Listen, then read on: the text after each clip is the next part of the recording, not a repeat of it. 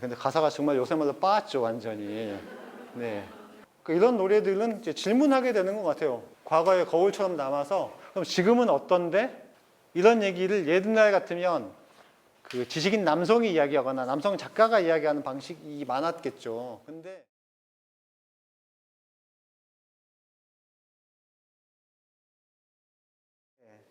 모든 노래들이 뭐 인권을 지키는 것 같지는 않아요. 제가 지금 써놓은 예를 들면 이런 노래 지금 들으면 아주 속 터지죠.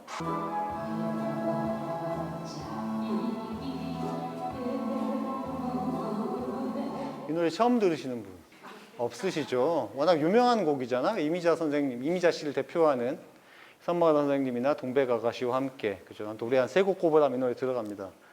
근데 가사가 정말 요새마다 빠았죠, 완전히. 네, 이게 무슨 여필 종부, 뭐 여자의 목소리는 담을 넘어가면 안 되고, 뭐 여자와 뒤궁박은 뭐 깨지기 쉽고, 약간 이제 그런 식의 이야기를 공공연하게 할 때 통할 것 같은 가사인데, 근데 재밌는 건 그런 거라고 생각해요. 이 노래가 엄청 히트했잖아요. 그죠? 그 당시에. 지금 이 노래가 나오면 히트할 수 있을까요?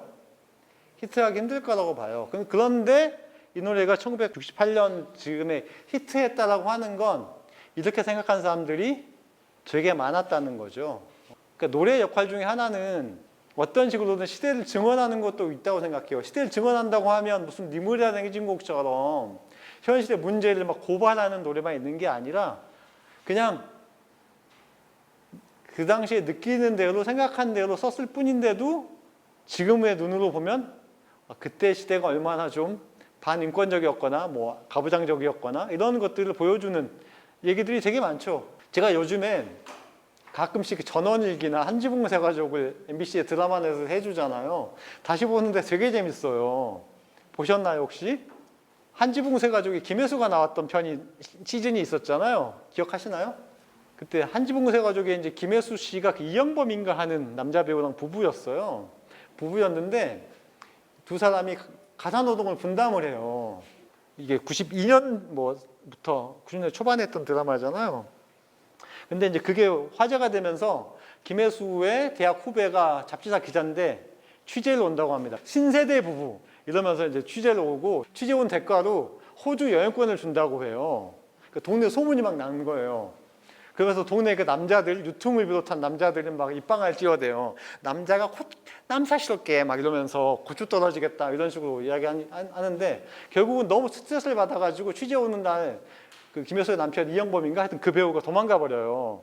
그 드라마에서 제가 정말 인상적이었던 대사는 그 두 사람의 어떤 그 가사노동을 분담하는 얘기가 아니라 옆집에 사는 여자 대학생 두 명이 이야기를 해요. 한 명이 그래요. 되게 멋있다, 좋다 그랬더니 한 명이 그러는 거예요. 난 결혼 안 할 거야. 결혼이 뭐냐고. 구태연하다고. 92년 드라마에서. 그러니까 같이 이야기했던 다른 그 여자친구가 너는 급진개혁파니? 그러는 거예요. 저는 그 대사가 너무 인상적인 거예요.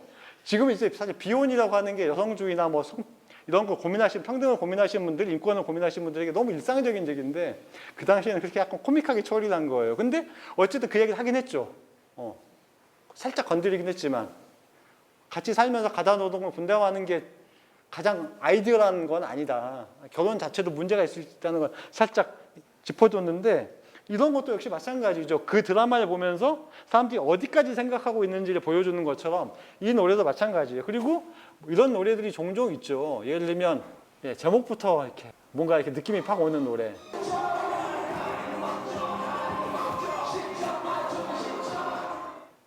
호감 있는 여성을 신체 부위별로 평가하면서 10점 만점에 10점이라고 이야기하는, 이게 뭐가 문제냐라고 생각하시는 분도 있을 수 있지만 근데 그 옛날 작품들을 보면서 의외로 진보적이어서 놀라는 것처럼 대단히 빠았었구나, 대단히 되게 성차별적이거나 문제가 있는 발언을 이렇게 2PM이면 되게 잘 나가던 한국의 대표 남성 보이돌이었잖아요. 근데 이런 게 그 당시에 어떤 사람들의 보편적인 생각들. 근데 만약에 지금 방탄소년단 이런 노래 부르지 않겠죠, 일단. 네. 눈치가 다 있으니까. 네. 그죠? 받았다고 하고 실제로 방탄소년단은 여혐 혐의가 있는 가사 썼다가 바로 사과하고 그다음부터 되게 신경 쓰잖아요, 그죠? 이런 일들이 있습니다. 거기에 이제 반대해서 실제로 인권을 지켜가는 노래들의 역사들이 꾸준히 있습니다. 예를 들면 한대수의 물 좀 주소 같은 경우도 제가 볼 때는 폭넓게 보면 인권에 대한 얘기라고 생각이 들 수 있다는 생각이 들어요. 물이라고 하는 게 어떤 권리일 수도 있고 자유일 수도 있고 그렇죠.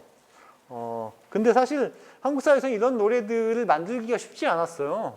왜냐하면 아까 말씀드렸던 것처럼 반공 군부 독재 사회에서는 뭐 자유나 민주주의를 이야기했다가는 뭐 바로 감옥에 가는 그런 시대였기 때문에 그래서 그런 노래들이 이제 본격적으로 나오는 것은 70년대 말부터 뭐 김민기 이후에 소위 민중가요를 부르는 분들이 이제 활동을 하면서 이런 노래들이 구체적으로 만들어지기 시작했는데요. 뭐 니무리한 행진곡이나 사계야, 소라 푸르른 소라 같은 노래만 있었던 건 아니고요. 제가 인상적으로 들었던 노래를 몇 곡 들려주고 싶은데 1985년에 노래 모임 새벽이라고 하는 노래를 찾는 사람들의 전신 같은 팀입니다. 여기 뭐 안치환 씨, 김광석 씨 다 여기서 활동하셨었는데요. 여기서 이제 불법 카세트 테이프를 주로 많이 만들었어요. 여기서 만들었던 카세트 테이프 하나에 실렸던 노래 중에 이 세계 절반은 나라는 노래가 있습니다. 이 세계 절반은 나. 누가 불렀을까 이 노래를? 그렇죠. 여성이죠. 여성이 이 세계 절반은 나라고 주장하면서 부른 당시에 그러면 운동권들 중에서 어떤 성평등한 생각을 가지고 있었던 분들이 만들어 불렀던 정말 드문 노래예요. 네. 이런 노래가 사실 많지 않습니다. 어땠는지 한번 잠깐 들어보시죠.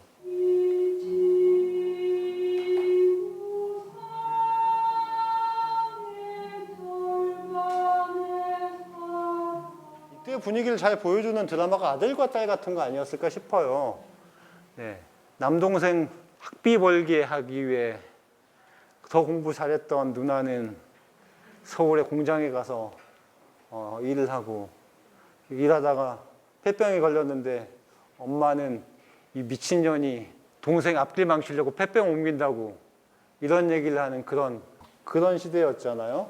이런 어떤 노래의 흐름들은 계속 이어집니다. 왜냐하면 당시 그 한국 사회가 개발도상국이었던 시절에 아직 중진국이 되지 못했던 시절에 그 전태일과 함께 일했던 여성 노동자들, 봉제공장에서 일했던 여성 노동자들이 저임금과 폭력과 이런 것들이 시달리면서 일하는 일이 많았죠. 그래서 노래를 찾는 사람들의 멤버들도 실제로 여기 가서 노동운동을 하면서 그들의 어떤 이야기를 듣고 노래를 만들었어요. 또 그 노래 중에 한 곡을 들어보면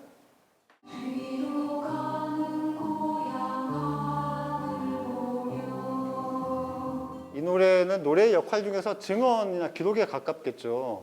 당시에 얼마나 어떤 사람들은 누군가는 대학생들은 고고장에서 춤추고 있을 때 누군가는 이렇게 힘들게 배고픔에서 벗어나는 게 졸업이 되는 이런 시대가 있었던 거죠. 이런 노래들은 이제 질문하게 되는 것 같아요. 과거의 거울처럼 남아서 그럼 지금은 어떤데? 라고 물어보게 되는 거죠. 그리고 어떤 의미에서는 이 학교를 끝까지 못 다니고 공장에 갔던 분들이 이런 분들이 나중에 또 가정을 꾸려서 가사 노동을 하게 될 때는 또 이런 노래가 나오는 거죠.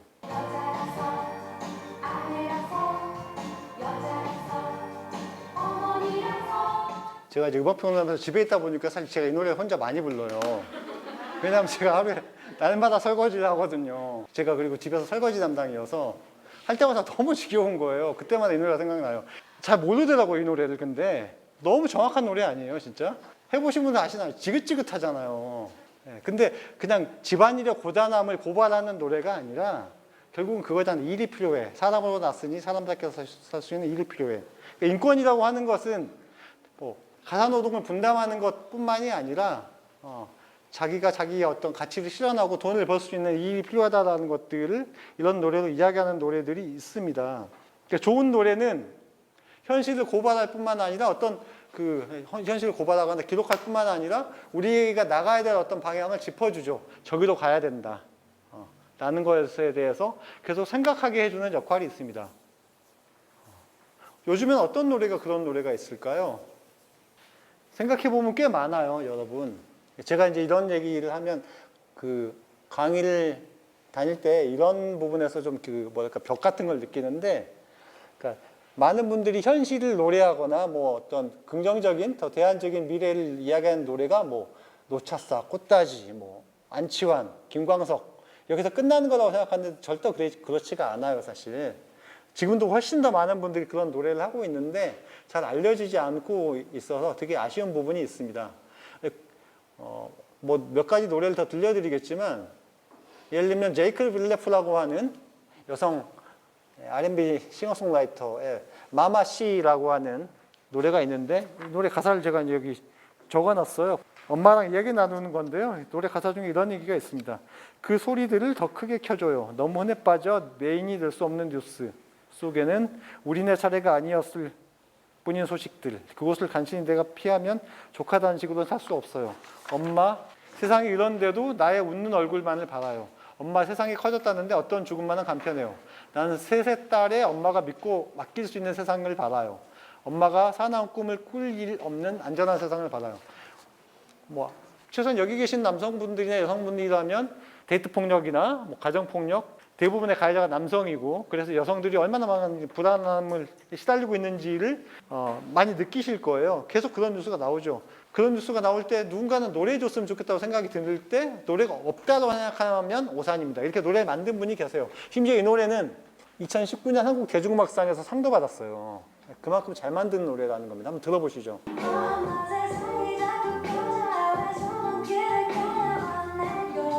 뭐 이 노래는 음악적으로 굉장히 훌륭한 노래이죠.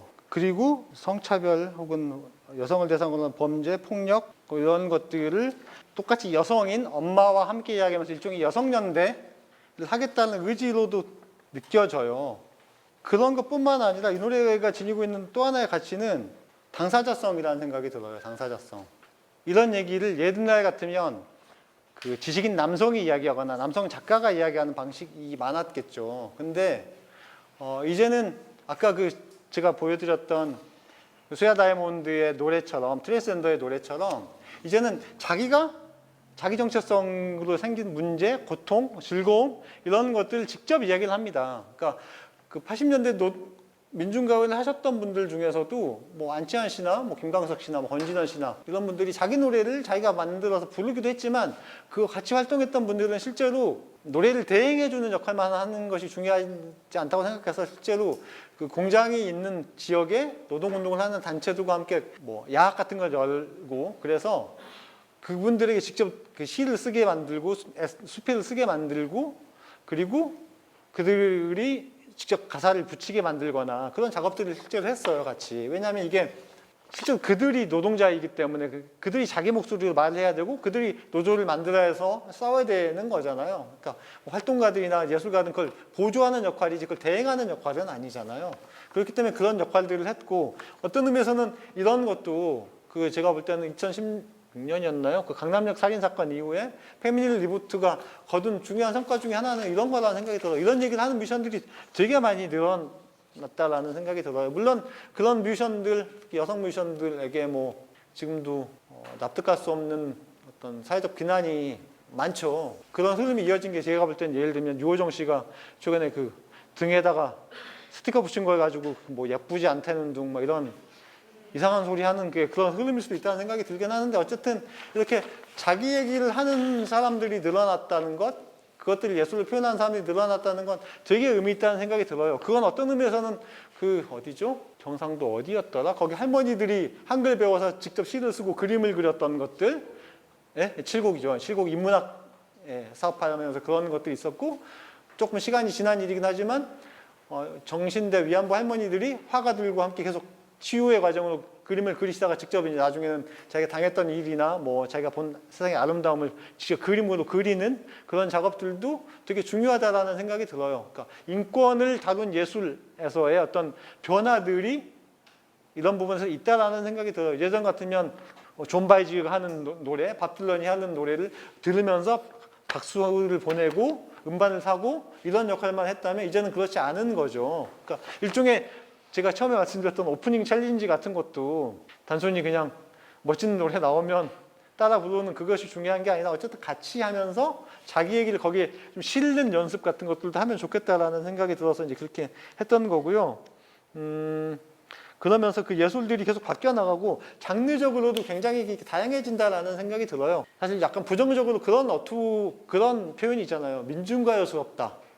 뭐 이런 표현이 있잖아요. 약간 너무 이렇게 장중하고 너무 무겁거나 아니면 약간 군가식의 어떤 느낌들이 나는 그런 것들에 대해서 거의 모든 새로운 세대들은 그런 노래를 별로 안 좋아하죠, 사실. 그래서 요즘에는 예를 들면 마마씨처럼 제이클래프 같은 이런 노래들의 어법으로 말을 하는 노래들이 실제로 생기고 있고요.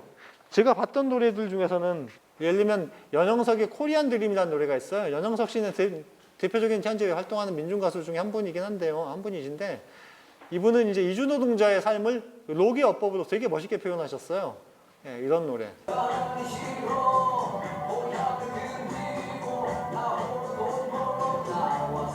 그런 노래라든가 아니면 래퍼 제리케이가 부른 콜센터라는 노래 같은 것들이 이제 최근 2000년대 이후에